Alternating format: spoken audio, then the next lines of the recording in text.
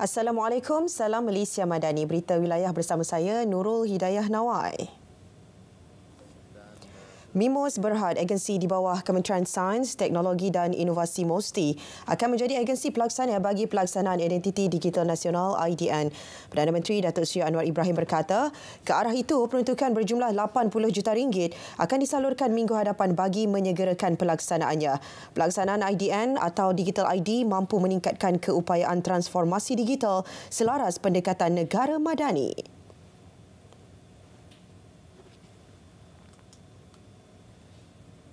Kita agak ketinggalan dalam beberapa bidang, padahal kita ada keupayaan, ada kemahiran, ada kepakaran. Jadi ada keperluan segera, memang ada peruntukan untuk maksud tersebut yang telah diluluskan untuk Kementerian Dalam Negeri. Tapi untuk mempercepatkan proses itu, kita segerakan dan minta program pelaksanaan itu diawalkan. Datuk Seri Anwar berucap pada lawatan rasmi beliau ke MIMOS Berhad di Ibu Negara. Bukan soal agama, tapi ini soal kemanusiaan. Itu tegas Perdana Menteri berhubung jenayah pembasmian kaum yang dilakukan Israel terhadap Palestin di Gaza kini. Penegasan itu dibuat bagi membidas suara sumbang yang mempersoalkan tindakan beliau menyuarakan isu tersebut di pentas dunia.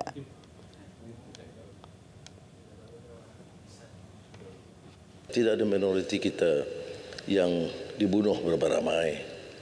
Tidak ada kemusnahan gereja atau kuil-kuil.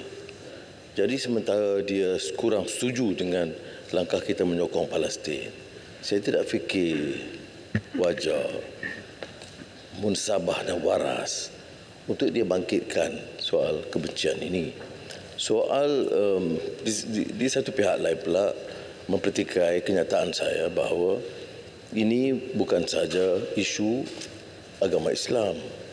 Ini kerana penduduk Kristian juga terlibat. Dan walaupun kebanyakan masjid dirobohkan, 7 gereja dimusnahkan sama sekali di Gaza. Jadi saya sekali lagi tegaskan bahawa keperluan kita melihat isu ini, ya, sama ada orang Islam bawa sebagai dari segi Islam, orang Kristian bangkit, tapi juga isu kemanusiaan yang harus difahami dan harus mencuit perasaan kita dan mendorong supaya tindakan lebih berkesan diambil. Terdahulu, Datuk Seri Anwar lantang menyuarakan pendirian negara berhubung penindasan terhadap penduduk Palestin di Gaza menerusi Majlis Dialog Tidak Rasmi dan Makan Tengah Hari Pemimpin Ekonomi APEC yang turut disertai Presiden Amerika Syarikat Joe Biden serta seluruh pemimpin ekonomi anggota. Perdana Menteri Datuk Seri Anwar Ibrahim jamin tindakan beliau menyuarakan pendirian negara berhubung isu di Gaza tidak jejaskan hubungan dagang sedia ada mahupun baharu. Ia dibuktikan menerusi sejumlah RM63.02 bilion komitmen pelaburan langsung asing dari Amerika Syarikat yang berjaya diperoleh menerusi Kementerian Pelaburan, Perdagangan dan Industri. Ada yang melahirkan kebimbangan bahawa sikap tegas kita berdepan dengan Amerika Syarikat dan beberapa negara Eropah itu akan menjejaskan kedudukan ekonomi. Tentulah tanggungjawab kita memantau terus, tapi setakat ini saya ingin memberikan penjelasan dan jaminan bahawa menemui beberapa pelabur utama Amerika Syarikat, nampaknya keutamaan masih diberikan berdasarkan politik yang stabil, dasar ekonomi yang jelas dan kaedah mempercepatkan proses kelulusan yang sekarang dikendali oleh MIDA.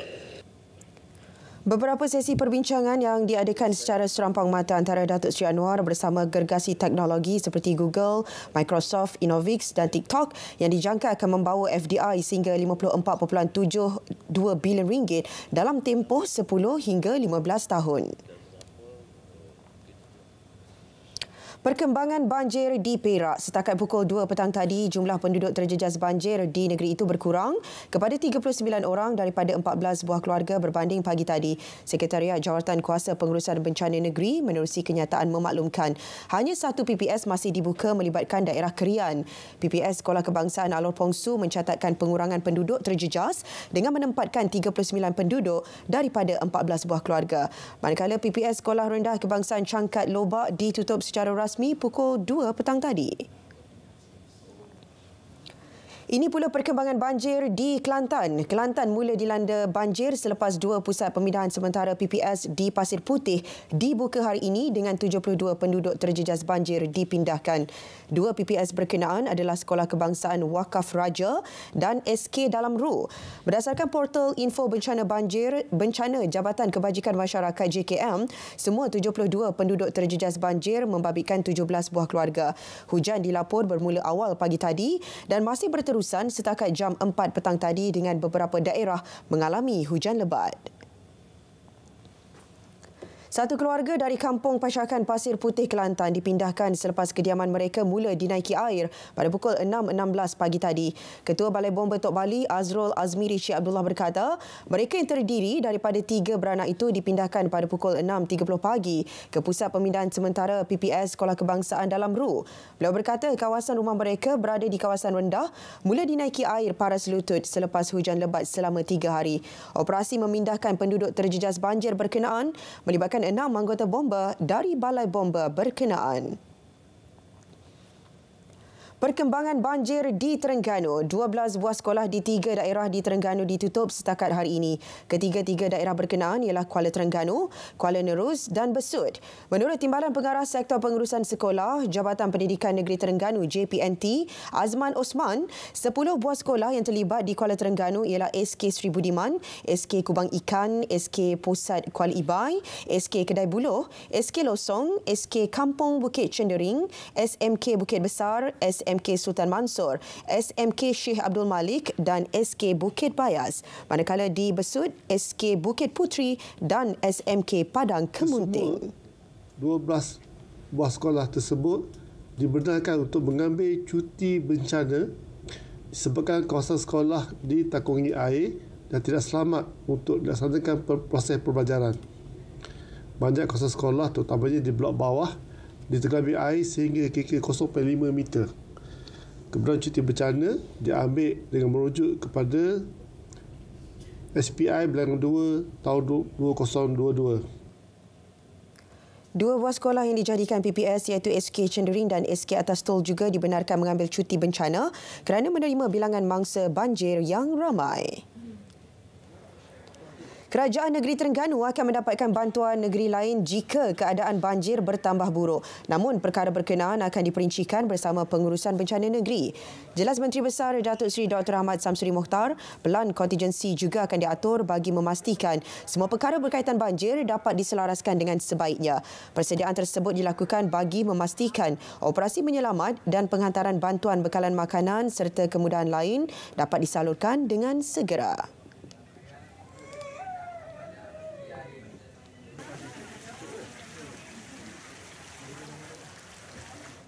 Kerajaan Negeri Pahang mengambil tindakan proaktif dalam tindak balas bencana negeri dengan menyediakan pusat pemindahan tetap PPT di lokasi berisiko. Penyediaan PPT tersebut adalah bukti keprihatinan kerajaan negeri membantu penduduk terjejas mendapatkan perlindungan sementara. Menteri Besar Pahang Datuk Seri Wan Rosdiwan Ismail berkata, bagi tujuan itu kerajaan negeri membina 5 buah PPT membabitkan daerah Maran, Kuantan, Pekan, Temerloh dan Lipis dengan kos RM31 juta. Ketika ini PPT di daerah Maran telah mula beroperasi, manakala 4 buah PPT lagi masih dalam proses pembinaan. Kita buat pusat pembinaan tetap. Ini yang pertama akan diikuti di Lipis, Temerloh, Kuantan dan Pekan. Dan keseluruhan kos ialah RM31 juta untuk kita buat pusat pembinaan tetap ni. Masih lagi ada yang pengambilan tanah, ada yang kerja, ada desain dan sebagainya. Jadi insya-Allah dalam masa setahun 2 tahun akan siap. Beliau ditemui pemberita pada program perasmian Pusat Pembinaan Tetap PPT pertama di Malaysia bertempat di Kampung Luit Maran Pahang. PPT terbabit dilengkapi kemudahan seperti ruang memasak, 8 bilik air, stor dan mampu menampung 24 keluarga dalam persekitaran yang kondusif. Bekalan ikan dijamin mencukupi sepanjang monsun Timur Laut MTL menerusi pendaratan sumber itu di pantai barat Semenanjung. Jabatan Perikanan Malaysia memaklumkan kepelbagaian jenis ikan menerusi pendaratan di semua kawasan negara dapat menampung keperluan rakyat walaupun berlaku peralihan MTL di pantai timur. Melalui statistik tren pendaratan ikan di pantai barat, pengeluaran antara bulan November 2022 hingga Mac 2023 dapat menampung keperluan keterjaminan stok ikan rakyat di Malaysia. Spesies ikan kembung antara jenis stok ikan rakyat yang terdapat di Malaysia. Berdasarkan data perangkaan Jabatan Perikanan, pendaratan ikan kembung bagi tahun 2023 dari Januari hingga September mencatatkan 33,102 tan metrik dengan nilai 410 juta ringgit.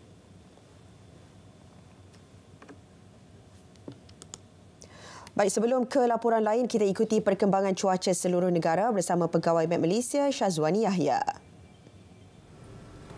Assalamualaikum dan salam Malaysia Madani. Baiklah, pada hari ini Met Malaysia telah pun mengemaskini amaran hujan berterusan peringkat waspada dan melibatkan negeri Kelantan, Terengganu serta sebahagian daripada negeri Pahang berkuat kuasa sehingga 24 November nanti. Selain itu, amaran hujan peringkat waspada turut dikeluarkan bagi negeri-negeri utara Semenanjung iaitu di sekitar negeri Perlis, Kedah, Pulau Pinang dan juga sebahagian daripada negeri Perak berkuat kuasa sehingga 23 November nanti. Oleh itu, orang ramai dinasihatkan supaya sentiasa berjaga-jaga, kurangkan aktiviti luar dan simpan barang berharga di tempat yang selamat. Berdasarkan paparan imej kemerada terkini, hujan kini masih lagi diperhatikan berlaku di sekitar kawasan-kawasan amaran. Selain itu, hujan beserta ribut petir kini turut diperhatikan di negeri-negeri pantai barat Semenanjung. Dan demikian, keadaan hujan yang berlaku di negeri-negeri pantai barat Semenanjung dijangkakan akan beransur reda menjelang awal malam nanti. Manakala bagi Sabah dan Sarawak, hujan di satu dua tempat kini diperhatikan di hampir ke semua bahagian di negeri Sabah serta di bahagian Limbang, Miri dan juga Kapit di negeri Sarawak. Dan demikian, keadaan juga dijangkakan akan beransur reda menjelang malam nanti. Baiklah, seterusnya Met Malaysia turut mengemaskini amaran angin kencang dan laut bergelora kategori pertama dan juga kedua melibatkan kawasan perkapalan Condor dan juga Reef North. Amaran ini dijangkakan akan berkuat kuasa sehingga 24 November nanti. Di sepanjang tembok amaran, keadaan ini masih lagi berbahaya kepada kebanyakan aktiviti perkapalan, termasuklah aktiviti di pelantar minyak dan juga perkhidmatan feri. Baiklah, sekian sahaja laporan cuaca untuk petang ini. Sekarang kita lihat ramalan cuaca bagi bandar-bandar utama di seluruh Malaysia. Sekian, saya Wani Yahya. Assalamualaikum.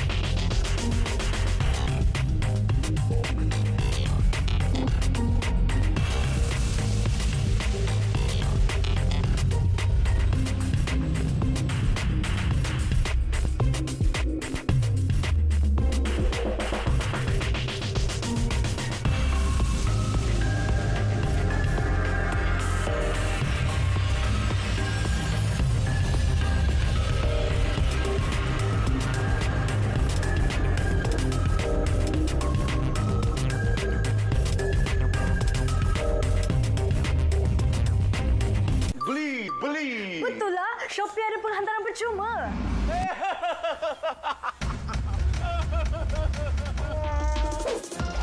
tengah berbayar kalau dapat penghantaran percuma di Shopee. Beli sekarang di Shopee. Terokai keunikan dan kemajuan wilayah Persekutuan. Sertai pasport 50 WP dari 1 Oktober 2023 hingga 25 Februari 2024. Sahut cabaran 50 tahun wilayah Persekutuan dan berpeluang menangi pelbagai hadiah menarik. Terbuka kepada semua rakyat Malaysia dan percuma. Wilayah Persekutuan untuk semua.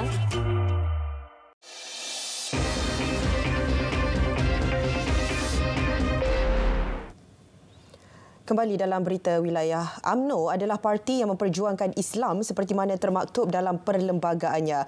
Perlembagaan dalam parti itu sentiasa diperkemas dan ditambah baik dengan memasukkan elemen perjuangan Islam. Dan perkara 3.3 dulu adalah usaha kita untuk mendukung perjuangan Islam dan mendaulatkan cita-cita agama Islam itu 3.3. Sekarang ini 3.3 itu jadi 3.1. Tidak cukup dengan 3.1 dalam perlembagaan UMNO, ditambah mukaddimah. Yang saya baca tadi, mukaddimah perlembagaan UMNO.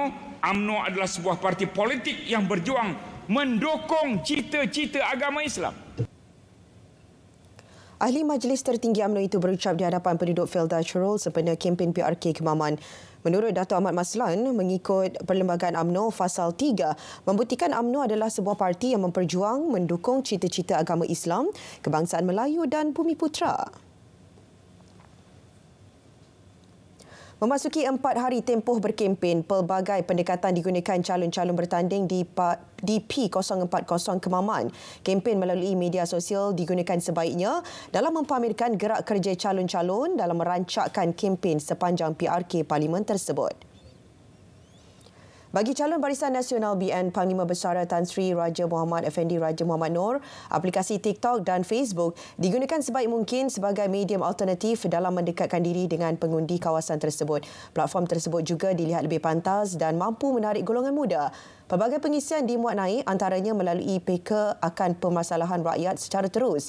Hal yang sama turut dikongsi oleh calon PAS, Datuk Seri Dr. Ahmad Samsuri Mokhtar apabila menggunakan media sosial bagi mempamerkan aktiviti beliau dengan penduduk sekitar. Pengundi di Parlimen Kemaman perlu memberikan peluang kepada calon Barisan Nasional BN Jeneral Besar Tan Sri Muhammad Effendi Raja Muhammad Noor bagi menerajui Parlimen tersebut. Ia bagi memastikan kesinambungan antara kerajaan pusat dan negeri dapat diteruskan dengan baik. Jelas Pengerusi Perhubungan UMNO Negeri Terengganu Datuk Seri Ahmad Said, BN telah meletakkan calon yang berwibawa dalam menyelesaikan pelbagai permasalahan rakyat. Yalah, sebab tu saya katakan bahawa kita parti memilih beliau sebagai calon kali ini. Tak pernah berlaku sebelum ini. Top 5 in Malaysia, inilah pertama kali yang bertanding, diberi ruang untuk bertanding dan beliau menyambut cabaran itu untuk meneruskan perjuangan beliau. Dan ini orang Kemaman bertanding. Bila lagi Kemaman untuk orang Kemaman. Saya kata kita nak minta rakyat Kemaman pilih kita kali ini yang mewakili 1 daripada 8. Bila kita diwakili rakyat 1 di Terengganu ni, untukkan akan dibagi untuk rakyat dan sebagainya, kemudahan dan sebagainya. Beliau bercakap demikian selepas hadir kempen calon BN di Kertih, Terengganu. 2 lelaki ditahan disyaki terlibat menggodam kad kredit dan debit. Lelaki warga tempatan dan warga negara Cina berusia 23 dan 24 tahun itu ditahan di sebuah rumah teres 1 tingkat menerusi Obs Dadu di Kuantan, Pahang, Jumaat lalu. Ketua Polis Pahang, Datuk Seri Yahya Osman berkata, polis sedang mengesan saki baki ahli sindiket yang mensasarkan mangsa-mangsa dari Timur Tengah seperti Arab Saudi, Turki, Qatar dan Kuwait.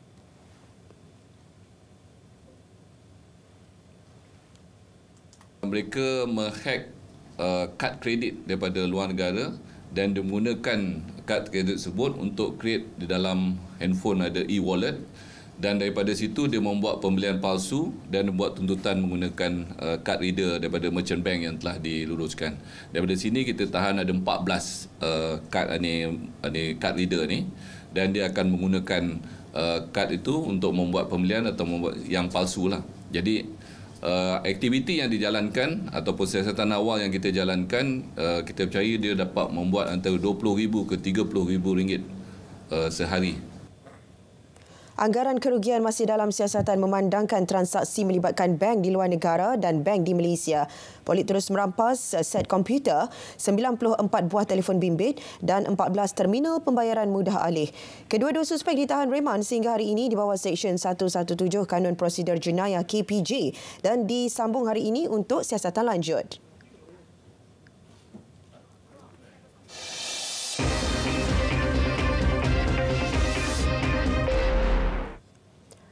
Baik saudara, antara fokus dari negeri di bawah Bayu petang ini pembentukan jawatan kuasa bersama Kerajaan Negeri dan Persekutuan atasi halangan pelaksanaan projek persekutuan di Sabah. Laporannya langsung bersama rakan penyampai Redwin Robin di Kota Kinabalu. Silakan Redwin. Baik dia, halangan pelaksanaan atau penyiapan projek persekutuan di negeri ini boleh diatasi dengan pembentukan jawatan kuasa bersama Kerajaan Negeri Persekutuan yang telah dipersetujui. Jawatan kuasa itu bertanggungjawab menyelaras pelaksanaan projek pembangunan persekutuan di negeri ini. Ketua Menteri Datuk Seri Panglima Haji Jin Noor dalam satu kenyataan di Ibu Negeri berkata, jawatan kuasa bersama Kerajaan Negeri dan Persekutuan itu di bawah bidang kuasa Pejabat Pembangunan Negeri Sabah SDO. Justru Ketua Menteri mahu SDO mengambil tindakan tegas terhadap kontraktor yang gagal melaksanakan perjanjian mereka. Katanya semua pihak termasuk Kementerian Jabatan dan agensi negeri dan persekutuan perlu komited menangani isu-isu yang dibentangkan SDO bagi meningkatkan prestasi, memupuk kerjasama dan meningkatkan kualiti projek pembangunan demi kepentingan rakyat. Manakala semua pegawai daerah memainkan peranan penting memantau prestasi projek pembangunan, meningkatkan perkhidmatan penyampaian dan menangani isu kemiskinan di kawasan masing-masing. Ketua Menteri mengingatkan setiap permasalahan perlu dilaporkan segera kepada pihak atasan untuk tindakan sewajarnya. Tahap keselamatan di Sabah khususnya di bahagian pantai timur kini semakin baik. Mengesahkan perkara itu, Ketua Polis Negara Tan Sri Razarudin Hussein berkata sejak kebelakangan ini tiada lagi kes jenayah rentas sempadan khususnya penculikan dilaporkan di negeri ini. Kali terakhir kes penculikan berlaku di Sabah dilaporkan pada Januari 2020. Sehingga hari ini, Alhamdulillah, tidak ada berlakunya lagi kes penculikan. Itu pun penculikan nelayan, 5 nelayan Indonesia. Walaupun botnya adalah daripada Malaysia, tapi warga awak-awaknya daripada Indonesia. So, kita berharap kerjasama dan juga di antara agensi-agensi penguatkuasa di laut ini dengan PDRM menentukan bahawa Sabah ini selamat daripada kes-kes penculikan.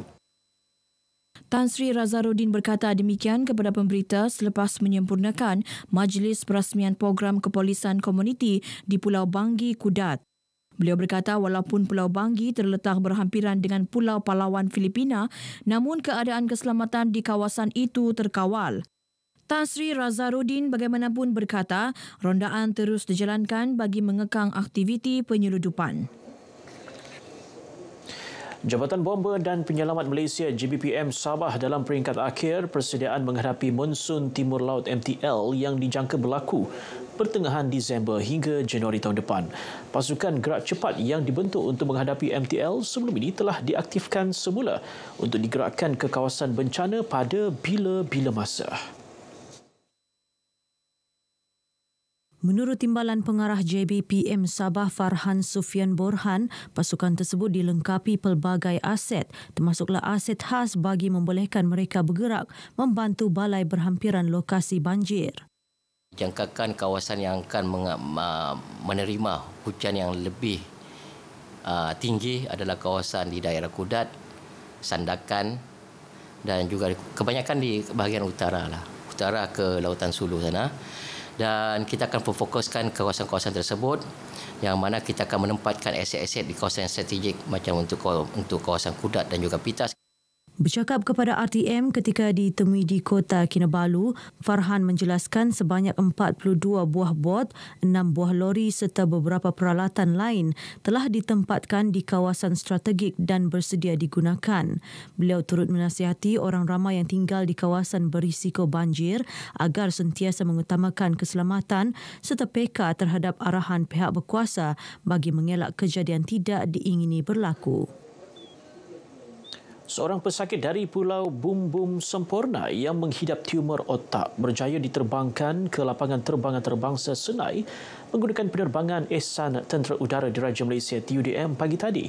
Suriah Layas Rafidah Lika, 47 tahun, yang disahkan menghidap ketumbuhan otak tahap 4 perlu mendapat rawatan lanjut di Hospital Sultanah Aminah, Johor Bahru. Penerbangan Ehsan dari lapangan terbang Tawau ini hasil keprihatinan pihak Hospital Tawau dan pengerusi Kumpulan Desa Sabah, Tan Sri Liu Yunfah. Menurut suami Suriah Jamaluddin Ahmad yang ditemui RTM, isterinya dibawa balik ke Pulau Bumbum untuk berehat dan berubat selepas kerap mengadu sakit kepala. Bagaimanapun, keadaan Suriah bertambah teruk dan dikejarkan ke Hospital Tawau sebelum disahkan menghidap ketumbuhan otak tahap 4 13 Oktober lalu dirawat di Hospital Tawau. Menurut Jamaluddin, isterinya perlu dibawa ke Semenanjung untuk mendapat rawatan lanjut. Proses perjalanan yang nak luluskan proses perjalanan ni kan, alhamdulillah. Sekarang yang sakit adalah isteri saya yang tercinta, yang tersayang. Lautan pun saya redah. Sudah 2 bulan saya di sini. Walau saya tidur tepi jalan, tepi longkang hospital pun saya tak ada masalah. Saya sayang dekat dia. Cinta saya. Jamaluddin bersyukur dan berterima kasih kepada TUDM khususnya Panglima Tentera Udara Jeneral Tan Sri Muhammad Asgar Khan Goriman Khan yang meluluskan penerbangan Ehsan ini selepas usaha menaiki pesawat komersial tidak berjaya kerana keadaan kesihatan Suriah tidak mengizinkan. Penerbangan Ehsan ini diiringi doktor pakar Hospital Tawau untuk mendapat rawatan lanjut di Hospital Sultanah Aminah, Johor Bahru. Usaha melahirkan modal berkualiti dan berdaya saing di negeri ini terus diperhebat menerusi agenda pembangunan modal insan Sabah Petronas. Kerjasama tersebut berupaya melahirkan lebih ramai golongan teknokrat dan profesional dalam bidang sains, teknologi, kejuruteraan dan matematik STEM bakal dilahirkan sejajar aspirasi Sabah Maju Jaya. It's been stated just now that they would like to focus on STEM, and I think that is a good choice given the fact that I think there is actually, while the interest is getting is increasing, but at the same time we need to encourage more Sabahan to take up that subject. Datuk Masidi menyatakan demikian kepada pemberita selepas mewakili Ketua Menteri menyempurnakan Majlis Penyerahan Maktab Rendah Sains Mara MRSM Ranau di Ibu Negeri. MRSM Ranau yang dibiayai Petronas mampu menampung 450 pelajar pada satu-satu masa. MRSM Ranau akan menerima kumpulan pertama berjumlah 180 pelajar tingkatan 1 dan tingkatan 4 Mac tahun depan. Politeknik Kota Kinabalu komited menyokong kemajuan industri perkayuan negara dengan mengembangkan bakat dan kemahiran tenaga kerja dalam industri berkenaan. Usaha itu direalisasi menerusi program Diploma Teknologi Berasaskan Kayu di BKH. Pengarah Politeknik Kota Kinabalu Dullah Muluk berkata program itu dibangunkan untuk memberi pendedahan kepada pelajar tentang pengetahuan asas dalam industri perkayuan. Ia meliputi kemahiran praktikal dalam bidang reka bentuk dan pembuatan produk kayu, sains perkayuan, kejuruteraan dan teknologi perkayuan dan pengurusan. Saya berharaplah terutamanya untuk orang-orang Sabah ambil peluang ini belajar di Politeknik sebab yuran yang murah, 200 satu semester, yuran asrama 60 satu semester dan kepakaran pensyarah-pensyarah pun ramai daripada pensyarah kami yang ada PhD pun. Dullah berkata demikian kepada RTM selepas menjadi tetamu rancangan Kami Bah ini di studio TV RTM Kota Kinabalu. Katanya melalui program DBK, para pelajar juga dibekalkan dengan pengetahuan dan teknik pembuatan dan pertukangan kayu menggunakan alatan tangan, power tools dan pemesinan terkini seperti CNC router dan CNC laser cut. Selepas tamat pengajian, para pelajar juga boleh berkecimpung dalam bidang perniagaan sebagai usahawan perabot tempatan khas. Baik, setakat ini perkongsian dari negeri di bawah Bayu dan terus ikuti lebih banyak perkembangan semasa dalam negara bersama dengan Dian Nawai. Dari sungai hingga ke segara, Palestin pasti merdeka. Kembali bersama dia. Baik, terima kasih Redwin langsung dari Sabah. Beli! Bos, betul lah Shopee ada penghantaran percuma.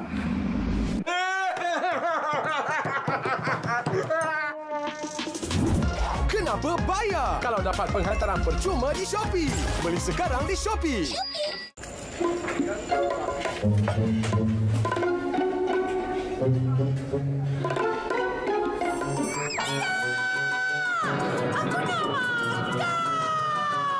Siti, kenapa tak makan? Banyak sangat ni, boleh ke? Cuba ni, Orange Fiber Extra V Asia. Mudah je, cuma bancuh dan minum. Diperkaya dengan fiber dan Garcinia Cambogia. Tak perlu berlapar lagi dengan Orange dan Apple Fiber Extra. Pastikan V Asia baru beli.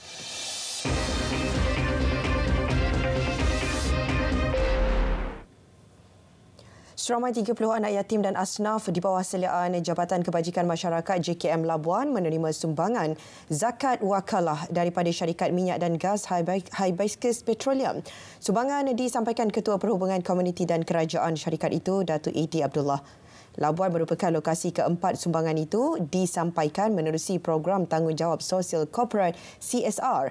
Sementara itu, Penolong Pegawai Pembangunan Masyarakat Muhammad Iqbal Muhammad Nuri yang mewakili pengarah JKM Labuan, Ansyari Matarsad berkata, pihaknya sentiasa mengalu-alukan sesiapa sahaja untuk melakukan kerja-kerja kebajikan dan menghulurkan bantuan.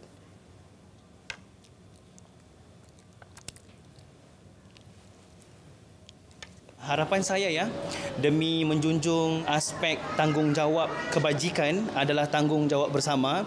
Kami menggalakkan kepada semua syarikat-syarikat, JLC, Badan Berkanun, organisasi, individu perorangan untuk bersama-sama dengan kami menjalankan kerja-kerja kebajikan, kerja-kerja komuniti di wilayah Persekutuan Labuan.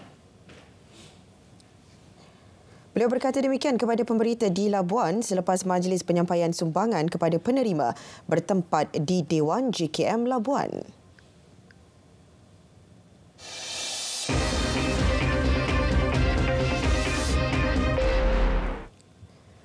Seterusnya kita ke Bumi Kenyalang. Antara paparan petang ini, RUU Ombudsman 2023 diluluskan semalam pada persidangan hari pertama mesyuarat kedua DUN ke-19 Sarawak dan persidangan hari kedua disambung semula pagi tadi. Perinciannya kita langsung bersama Vanessa Mering. Silakan V. Ya, terima kasih Dia. Rang Undang-Undang RUU Ombudsman 2023 yang diluluskan pada persidangan hari pertama mesyuarat kedua bagi penggal kedua Dewan Undangan Negeri ke-19 tidak terkecuali bagi agensi perkhidmatan awam negeri dan pihak berkuasa tempatan dan badan berkanun negeri. Timbalan Premier Sarawak Datuk Amarawan Tengah Ali Hassan berkata ini juga termasuk syarikat berkaitan kerajaan GLC negeri yang turut tertakluk dalam penelitian Ombudsman. Bercakap pada sidang media di Kompleks DUN Sarawak semalam, beliau berkata mengenai pelantikan Ombudsman oleh Yang di-Pertua Negeri, ia bertujuan memastikan kesaksamaan dan kebebasan Ombudsman. With the passing of this bill, what we need to do now is to get the assent of the TYTs. Right. And when it is going to be enforced, the date has to be decided later. Menurut Datuk Amar Awang Tengah yang juga Adun Bukit Sari, Ombudsman yang merupakan konsep yang diiktiraf dan diterima pakai oleh kebanyakan negara demokrasi di seluruh dunia dengan 115 negara mempunyai institusi Ombudsman. Sementara itu, Timbalan Menteri di Jabatan Premier Sarawak, Integriti dan Ombudsman yang juga Adun Jemoreng, Datuk Dr. Juanda Jaya berkata ia sesuai dengan sasaran Sarawak menjadi negeri maju menjelang 2030. Apabila diletakkan CDS 2030, bagaimana untuk memastikan ia segera dapat dicapai, sudah pasti kita berharap agar pentadbiran, keuangan, pengurusan dapat berjalan secara lebih efisien. RUU diluluskan selepas dibentang Dato' Amar Awang Tengah Ali Hassan pada bacaan kali ketiga dan yang turut dibahas oleh 22 adun. Pusat Panggilan Tali Khidmat Sarawak menerima aduan 41,905 pelbagai kes setakat 14 November ini tadi.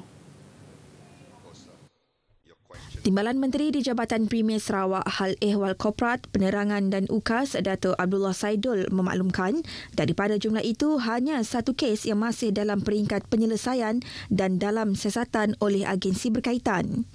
Dalam sesi pertanyaan lisan, beliau memberitahu Adun Kota Sentosa bahawa dengan pengenalan rang Undang-Undang Ombudsman Sarawak 2023 yang diluluskan semalam menjadi platform baharu dalam menyelesaikan permasalahan berkaitan khususnya dalam perkhidmatan awam. Kementerian Pengangkutan Sarawak dan Malaysia Airport Holdings berhad bekerjasama untuk rancangan jangka panjang membina terminal lapangan terbang antarabangsa baru untuk Miri. Menurut Menteri Pengangkutan Sarawak, Datuk Seri Lee Kim Shin, buat masa ini pihaknya hanya melaksanakan pelan pengoptimuman lapangan terbang Miri melibatkan pelan pembesaran lapangan terbang sebagai pelan jangka pendek. Ini adalah bagi menampung jumlah penumpang menggunakan lapangan terbang tersebut yang kini berjumlah 2.4 juta, iaitu melebihi reka bentuk asal sehingga 2 juta penumpang setahun. Hasil pertemuan dengan Menteri Pengangkutan Malaysia Anthony Locke baru-baru ini turut memberi jaminan bahawa projek ini akan menjadi projek keutamaan dalam mendapatkan peruntukan daripada Kerajaan Persekutuan di bawah rancangan Malaysia ke-12. Cadangan naik taraf ini melibatkan peningkatan kapasiti terminal daripada 2 juta penumpang setahun MPPA kepada 3 juta penumpang setahun. Terdapat 7 skop kerja dicadangkan untuk pembesaran adalah termasuk kaunter daftar masuk baharu, naik taraf di kawasan balai berlepas tingkat 1 dan automasi ke arah lapangan terbang 4.0. Beliau berkata demikian ketika menjawab soalan daripada Adun Pujut Adam Yee Siu Seng dalam pertanyaan di Persidangan Dun Sarawak ke-19 hari ini. Kerajaan Sarawak telah merekodkan beberapa pelaburan langsung asing berkaitan cadangan projek hidrogen di negeri ini. Timbalan Menteri Tenaga dan Kelestarian Alam Sekitar, Datuk Dr. Hazlan Abang Hibni berkata, projek itu adalah 2 projek hidrogen yang sedang diusahakan oleh Perbadanan Kemajuan Ekonomi Sarawak di Taman Perindustrian itu. Beliau menyatakan ia melibatkan perkongsian dengan konsortium syarikat dari Korea Selatan dengan cadangan pelaburan sebanyak 11.3 bilion ringgit dan perkongsian dengan pelabur Jepun dengan cadangan pelaburan sebanyak 8.5 bilion ringgit. Selain daripada itu, negeri ini turut menyaksikan kerjasama dengan Petronas Technology Ventures Sendirian Berhad dengan cadangan pelaburan langsung asing sebanyak 30 juta ringgit dan 100 juta ringgit dengan jumlah pelaburan 130 juta ringgit. Datuk Dr. Hazlan juga memberitahu Dewan bahawa Kementerian Perdagangan Antarabangsa, Industri dan Pelaburan sedang berbincang dengan pelabur Australia mengenai cadangan projek hidrogen bernilai 5.6 bilion ringgit di Taman Perindustrian Samalaju. Beliau menjawab soalan Adun Bukit Bangunan, Datuk Mong Dagang. Jabatan Pertanian Sarawak DOA berusaha meneroka variasi padi yang berpenghasilan tinggi daripada negara luar yang boleh beradaptasi dengan keadaan tempatan bagi meningkatkan pengeluaran padi dan beras. Timbalan Menteri Industri Makanan, Komoditi dan Pembangunan Wilayah Sarawak, Datuk Dr. Abdul Rahman Ismail memberitahu ia penting memandangkan penghasilan padi masih rendah di Sarawak iaitu pada kadar kurang 5% daripada keseluruhan pengeluaran padi negara serta melibatkan kos pengeluaran padi yang tinggi. Menjawab soalan adun lingga Dayang Norazah Awang Sohor, Datuk Dr. Abdul Rahman memaklumkan antara usaha kerajaan memasarkan beras seperti Bario, Bajong, Biris dan Owai, DOA selaku penghubung kepada syarikat swasta dengan para petani di beberapa kawasan tertentu bagi membantu mempromosikan beras premium tersebut, contohnya melalui Sarawak Trade and Tourism Office Singapore status. Selain itu katanya beras-beras tersebut juga dipasarkan melalui peladang e-shop yang diuruskan Pertubuhan Peladang Negeri Sarawak PPNS, manakala 4 pertubuhan peladang kawasan PPK iaitu PPK Batang Lupar, Kalaka, Meradong dan Daro juga turut membantu. Tambahnya lagi bagi pengimportan pertumbuhan produk pertanian praktikal terkawal dan ekosistem yang tidak tersenarai dalam sistem e-permit dan dari destinasi asal baru, maka satu phase risk analysis akan dijalankan melalui proses verification of compliances. Kerajaan Sarawak ambil langkah proaktif bagi mengawal populasi buaya yang semakin meningkat selain mengurangkan konflik antara manusia dan buaya. Timbalan Menteri Perancangan Bandar, Pentadbiran Tanah dan Alam Sekitar, Datuk Len Talif Saleh berkata, ia termasuk menggalakkan orang ramai terlibat sama dalam mengeksploitasi haiwan terbabit melalui aktiviti pemburuan berpermit. Oleh itu, pihaknya akan melihat pendekatan diambil di negara luar dalam mengawal populasi buaya selain mewujudkan sanctuary khas bagi mengumpul buaya-buaya yang berjaya diselamatkan. Oh yeah, I mean, we want to see how do they manage the crocodile issue in Australia, like in South Africa, and for that matter, the largest crocodile alive that have been recorded is in Philippines. Lalong ke? Apa nama? It's about almost 27 feet or something like that. Almost 2 ton. That's the largest. Sudah mati lah. Katanya dengan populasi yang diunjurkan mencecah 25,000 ekor bagi tahun ini, ia memberikan ancaman kepada penduduk mendiami sekitar sungai. Namun ia juga boleh menjadi nadi ekonomi dengan aktiviti pemburuannya. Datuk Lin menjelaskan perkara itu dalam sidang media di Dewan Undangan Negeri Petrajaya Kuching hari ini. Dedahnya lagi, konflik antara manusia dan buaya juga merekodkan purata 6 kes setahun di seluruh negeri. Perkongsian itu tadi mengakhiri berita dari Sarawak. Dari sungai hingga segara, Palestin pasti merdeka. Kita kembali bersama Dia di Angkasa Puri untuk berita seterusnya. Silakan Dia. Baik, terima kasih V langsung dari Sarawak.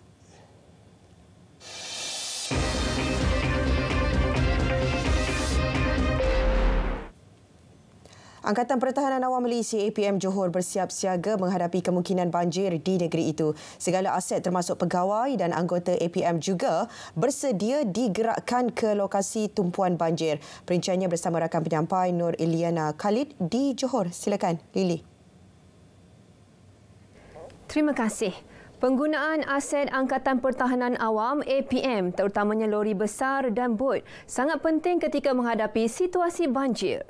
100 jentera air dan darat APM Johor kini bersedia sepenuhnya selepas selesai menjalani pemeriksaan berkala dan uji pandu aset-aset tersebut. Pengarah APM Negeri Kamal Mokhtar berkata, kesemua 13 lori di bawah kendalian pasukan itu dalam keadaan baik dan bersedia digerakkan ke lokasi bencana bersama anggota terlibat. Ya, kita berharap semoga keseluruhan jentera kita dapat digunakanlah pada monsun timur laut pada kali ini. Dan juga sebarang kerosakan itu kita akan membuat pembaikan dengan sekadar yang segeralah untuk memastikan kecukupan logistik untuk Angkatan Pertahanan Awam terutama negeri Johor dapat dioptimumkan. Jika keperluan memaksa untuk penambahan logistik, kita akan memohon daripada daerah ataupun negeri-negeri yang berhampiran dengan negeri Johor. Semua aset akan digunakan sepenuhnya bagi tugasan memindahkan penduduk terjejas, membawa bantuan makanan dan petugas kesihatan. Sehingga kini, seramai 1,800 pegawai dan anggota juga telah selesai mengikuti kursus dan latihan menghadapi MTL. Arahan pembekuan cuti juga telah dikeluarkan kepada semua pegawai dan anggota sepanjang musim MTL kecuali hal kecemasan. Sejajar dengan persiapan banjir, Parlimen Tenggara di Kota Tinggi menubuhkan Sukarelawan Bencana Civil Defence Auxiliary Member CDA. Ahli Parlimennya Manzri Nasib berkata, CDA berfungsi membantu persiapan dan kerja-kerja sebelum, semasa dan pasca banjir. Mereka turut berperanan memberi kaunseling kepada penduduk terjejas banjir. Saya harap sukarelawan ini boleh memainkan peranan juga dalam memperkukuhkan mental lah kepada mangsa banjir. Mengikut dia punya demografi itulah. Kalau budak, cara budaknya. Kalau wanita, cara wanitanya. Warga emas, cara warga emas. Tambahnya, RM50,000 sudah diagihkan bagi kelengkapan makanan dan keperluan asas untuk kegunaan di Pusat Pemindahan Sementara PPS Kawasan Tenggara. Politeknik Ibrahim Sultan PIS mengambil langkah proaktif menubuhkan pusat latihan kejurulatihan sukan bagi membangunkan sukan kayak tahun depan. Justeru, PIS akan bekerjasama dengan Institut Sukan Negara ISN. Pengarahnya Ulaimi Yahya berkata, pihaknya akan melatih 30 jurulatih yang kemudian akan dihantar ke semua politeknik seluruh negara bagi melahirkan bakat-bakat baharu sukan kayak. Pembangunan sukan itu antara anchor juga, sebahagian daripada objektif juga, di mana kerangka yang kita adakan sekarang ini menjurus kepada penghasilan atlet-atlet yang bukan sahaja peringkat negeri tetapi peringkat negara. Okay, dan ternyata kesinambungan bukan sahaja pada tahun 2022 tetapi 2023, seterusnya 2024 pun beri perancangan yang rapi berkaitan dengan pembangunan sukan, terutama sekali dalam bidang kanon dan juga olahraga. 23 pingat emas diraih Johor bagi acara kayak pada Sukan Malaysia Kuala Lumpur tahun lalu dan peroleh 1 perak serta 2 gangsa pada Sukan C lalu. Berita wilayah Johor berakhir di sini. Kembali bersama Diana Wai di Kota Media Kuala Lumpur. Baik, terima kasih Eli langsung dari Johor. Baik, kita ke perkembangan seterusnya. Jambatan Bailey siap dipasang di Kampung Setulang Daim Melaka bagi menggantikan jambatan asal yang roboh pada 16 Oktober lalu sedia digunakan. Ketua Menteri Datuk Seri Abdul Rauf Yusof berkata, jambatan sementara itu boleh digunakan untuk tempoh 2 tahun sementara menunggu pembinaan jambatan kekal baru yang masih di peringkat perbincangan. Pembinaan jambatan Bailey itu hasil kerjasama antara Jabatan Kerja Raya JKR Melaka, Selangor, Negeri Sembilan dan Pahang. Buat masa ini, hanya kenderaan ringan dengan had bebanan 5 tan sahaja dibenarkan melalui jambatan Bailey. Tugas yang terlibat lebih kurang 60 orang bekerja sepenuh masa dengan segera supaya kalau sana sejak lebih awal, maka kita kena buka. Jadi pengalaman yang telah ditunjukkan oleh pihak JKR ini telah membuahkan hasil. Dalam tempoh 3 hari, mereka telah berjaya melengkapkan pemasangan ini dalam tempoh bekerja 9 pagi sehingga jam 12 malam. Jadi kita ucapkan terima kasih kepada JKR dan seluruh barisan jurutera-jurutera yang memberikan kerjasama dalam pemasangan ini. Semoga dengan siapnya jalan ini, jambatan sementara ini dalam tempoh 2 tahun saja diberi pinjaman oleh jabat JKR Petaling. Kerajaan negeri juga akan memohon kepada Kerajaan Persekutuan supaya agar dapat diberikan lagi sebuah jambatan sebagai persiapan sekiranya kita akan menghadapi bencana di masa akan datang. Beliau berkata demikian ketika ditemui pemberita selepas merasmikan jambatan Bailey di Kampung Setulang Daim Pulau Gadong.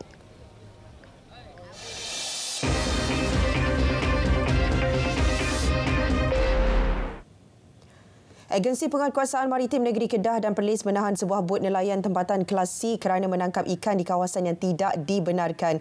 Bot berkenaan ditahan di kedudukan kira-kira 8 Batu Nautika Barat Tanjung Cincin, Langkawi sekitar pukul 3 petang semalam. Jelas Pengarah Maritim Negeri Kedah dan Perlis Romli Mustafa, penahanan itu dibuat ketika bot ronda sedang melakukan rondaan operasi Ob Aman dan Ob Tiris di perairan Langkawi. Bot Pukat Tunda itu ditahan bersama seorang tekong dan 3 kru yang kesemuanya warga Thailand dalam lingkungan umur antara 26 hingga 51 tahun di zon larangan perikanan. Kru tekong dan bot ditahan bersama ikan campur seberat 1,000 kilogram telah diiring masuk ke JT Maritim Malaysia Bukit Malut untuk siasatan lanjut. Kes disiasat di bawah Akta Perikanan 1985 kerana menjalankan aktiviti memukat di zon larangan iaitu di bawah 15 batu nautika dari pantai.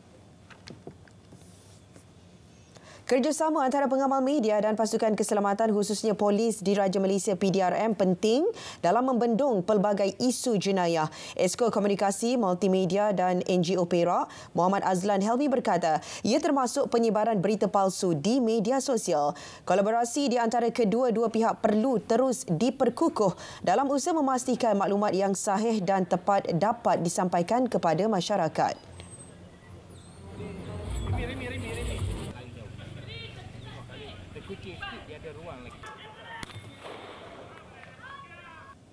Penyiaran khususnya menyampaikan maklumat kepada masyarakat. Keselamatan, menjaga keselamatan kepada masyarakat juga. Jadi dua elemen ini sangat-sangatlah penting dan boleh kita lihat dalam situasi perkembangan dunia sekarang, dunia moden sekarang melalui TikTok sebagainya. Ialah peranan media untuk menyalurkan maklumat-maklumat mungkin tentang perkara-perkara yang boleh menggugat keharmonian yang khususnya di media-media sosial. Dengan secara pantas, pihak polis akan bertindak. Jadi saya lihat perlu ada kolaborasi. Beliau ditemui ketika menghadiri program menembak PDRM dan Perak FM di lapang sasar Jalan Padang Tembak Ipoh.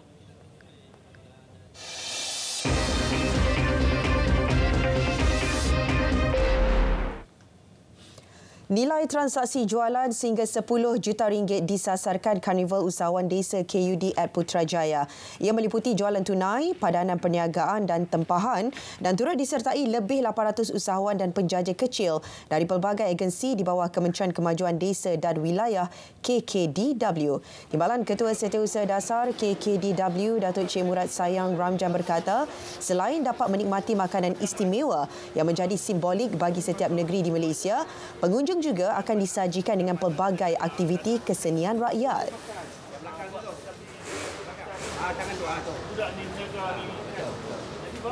Pengunjung-pengunjung ini kita boleh orang kata apa berada di sekitar kawasan KUD ini akan banyak tempat ada persembahan-persembahan berlangsung. Jadi kalau kata duduk dekat sini kita akan tengok mungkin kalau bernasib baik boleh tengok tarian zapit.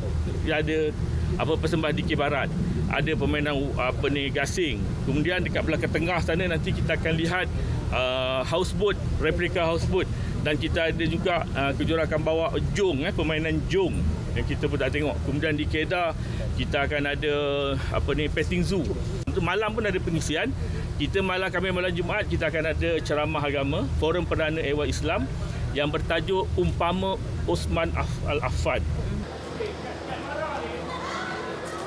Sejajar dengan era digital, KKDW turut mewajibkan setiap pengusaha menyediakan QR Code bagi kemudahan urus niaga. Kita juga telah mengingatkan kepada semua usahawan sebagai JC bawah kita, kesemua mereka ini akan wajib menggunakan QR Code semua, cashless. Sebab kita nak supaya kita menggunakan era digital pada hari ini. KUD at Putrajaya yang akan berlangsung selama 5 hari bermula esok dijangka bakal menarik penyertaan sehingga 1 juta pengunjung. 21 November diisytihar Hari Televisyen Sedunia bagi memperingati tarikh Forum Televisyen Sedunia pertama pada tahun 1996. Ia pastinya disambut dengan peranannya sebagai platform utama kepada rakyat Malaysia. Meskipun kepesatan teknologi internet kini menjadi antara cabaran utama kepada fungsi televisyen itu, namun peranannya masih relevan sebagai sumber informasi utama. Wartawan Alif Ashraf Kamanor ada perinciannya.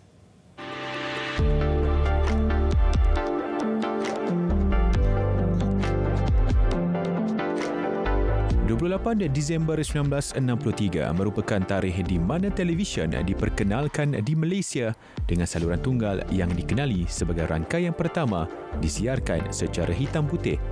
Kepentingan televisyen kepada masyarakat dalam menyebarkan maklumat terkini sama ada dari dalam negara maupun luar negara masih lagi diperlukan.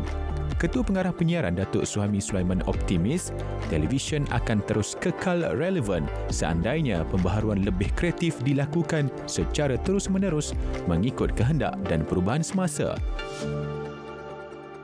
TV itu tidak akan hilang dengan adanya platform-platform baru kerana di RTM sendiri kita menggunakan platform-platform baru ini untuk mengukuhkan jenama televisyen kita.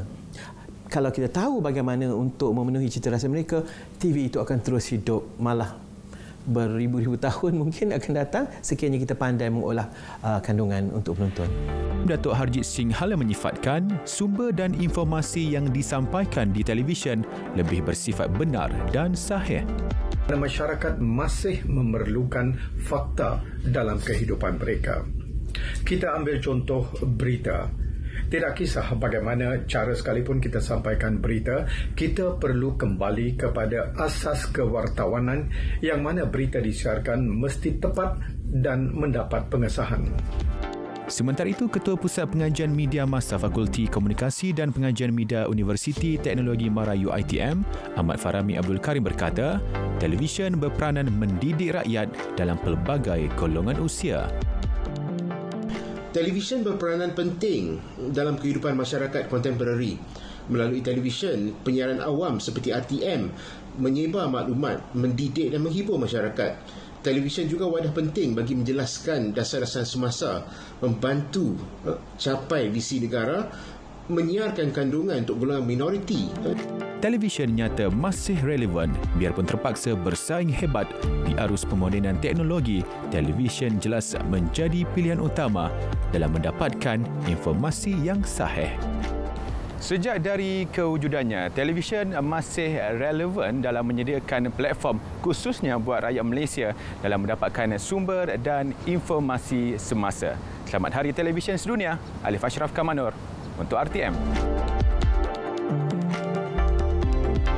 Saya mengambil kesempatan ini untuk mengucapkan Selamat Hari Televisyen Sedunia untuk tahun 2023. Teruskan menonton RTM. Majlis Kerjasama Ekonomi Digital Malaysia-China MCDC mengumumkan syarikat China akan melabur RM100 bilion dalam tempoh 5 tahun di Malaysia melalui inisiatif Ride Madani. Perkongsian strategi yang dijalin itu turut berperanan memacu aspirasi digital negara serta matlamat kelestarian alam sekitar. Justru Timbalan Perdana Menteri Datuk Seri Fadilah Yusof menyokong usaha Persatuan Industri Komputer dan Multimedia Malaysia PIKOM dalam memupuk ekosistem ICT yang lestari serta menerajui inisiatif yang selari dengan agenda pembangunan negara. Southeast Asia is well positioned as a gateway to the expansion.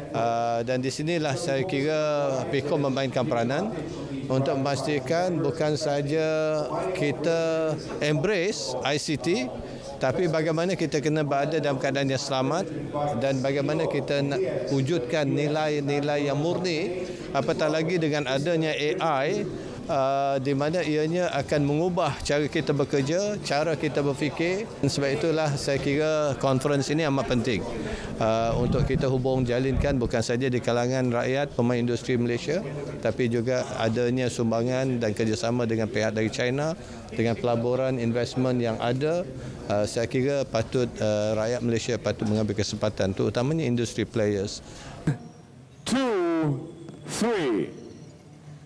Beliau ditemui selepas merasmikan sidang kemuncak Kepimpinan Persatuan Industri Komputer dan Multimedia Malaysia 2023 PIKOM 2023. Baik saudara, paparan itu mengakhiri berita wilayah hari ini. Dari sungai hingga ke segara, Palestin pasti merdeka.